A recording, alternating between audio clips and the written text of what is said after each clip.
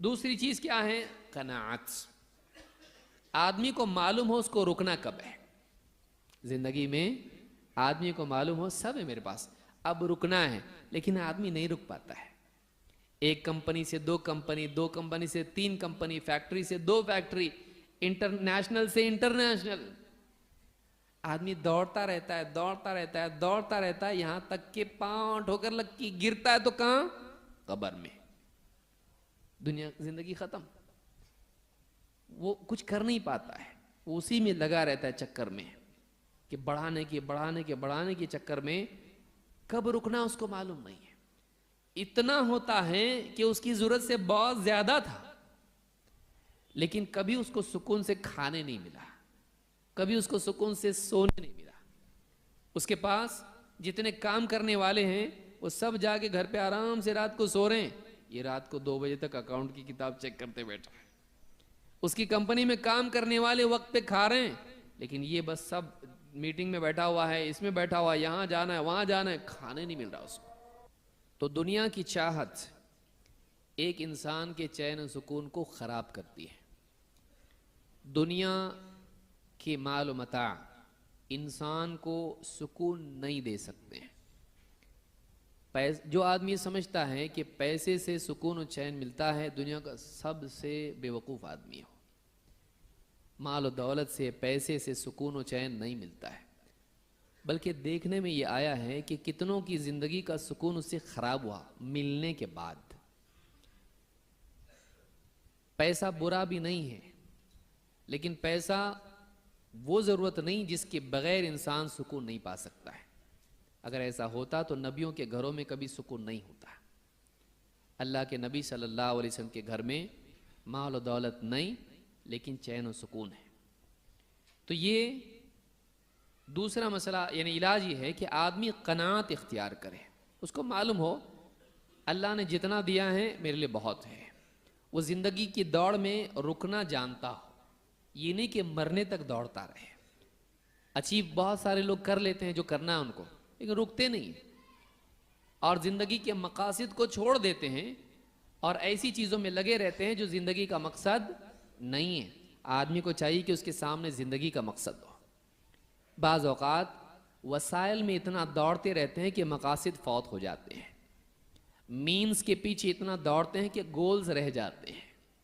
یہ آدمی کو یاد رکھنا چاہیے کہ میری زندگی کی ضرورت کیا ہے، میری زندگی کا مقصد کیا ہے.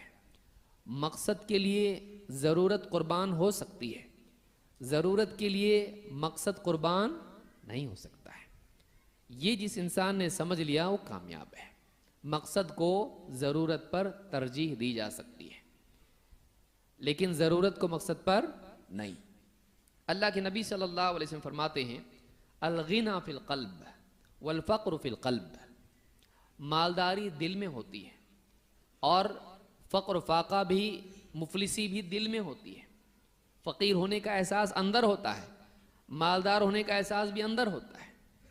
ایک مالدار آدمی بھی اپنے سے 10 گنا مالدار کے بازو بیٹھتا ہے تو اپنے غریب ہونے کا احساس اس کو ہوتا ہے کہ اس سے میں غریب ہوں، اس کے پاس کیا کیا ہے، میرے پاس کچھ بھی نہیں، اس کے جیسا نہیں میرے پاس. تو اس کے پاس ہے، لیکن اس کے پاس نہ ہونے کا احساس کیوں؟ مالدار کیوں دیکھ کے ہوا. اور ایک غریب آدمی اس کو احساس ہوتا ہے میرے پاس جتنا چاہیے میرے پاس ہے، بیوی نے کھانا کھایا، بچوں نے کھایا اور خوشی خوشی بیٹھے ہوئے ہیں، نماز پڑھ لی ہم نے، اور اللہ کل دے گا، جس نے آج دیا وہ کل بھی دے گا. کبھی ایسا بھی ہوتا ہے کہ کچھ نہیں ہے لیکن آج کا ہوا نا، کل کا کل دیکھیں گے. ایسے بھی لوگ دنیا میں ہیں، نہیں ہے ایسا نہیں ہے، یہ فرضی لوگ نہیں ہے، واقعی ایسے لوگ دنیا میں ہیں. تو یہ غنا قلب میں ہوتی ہے اور فقر بھی قلب میں ہوتا ہے. من کان الغنى فی قلبہ لا یضرہ ما لقی من الدنیا. جس کی مالداری اس کے دل میں ہے، دنیا میں جو بھی حالات اس پر آئیں کوئی فرق نہیں پڑتا اس کو. جس کی مالداری اس کے دل میں ہے، دنیا میں کیسے بھی حالات آئیں فرق نہیں پڑتا اس کو. ومن کان الفقر فی قلبہ فلا یغنیہ ما اکثر لہ فی الدنیا. اور جس کے دل میں ہی فقیری ہو، جس کا دل ہی محتاج ہو، محتاجی کے احساس میں مبتلا بیمار ہو، دنیا میں کتنا بھی اس کو ملے کوئی فرق نہیں پڑتا.